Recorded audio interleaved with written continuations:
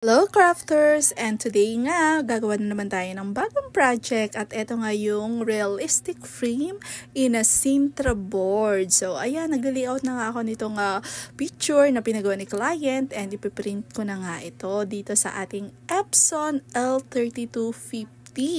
So, ayan na nga, fast forward, after nga nitong ma-print, so lalagyan na natin ito ng phototop sa ibabaw para naman waterproof and hindi mag-fade yung color ng ating photo. So, after nga natin malagyan niya ng phototop, tatanggalin naman natin yung mga excess na white dito sa mga edges ng photo na to.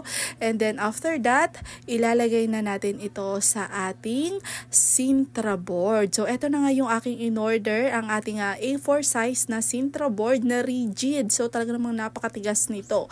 And, ito nga palang pinagprintan ko ng photo ay ang ating sticker photo paper. So, ididikit na nga natin yan dyan.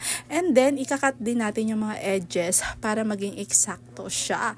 At, ayan! Tapos na siya!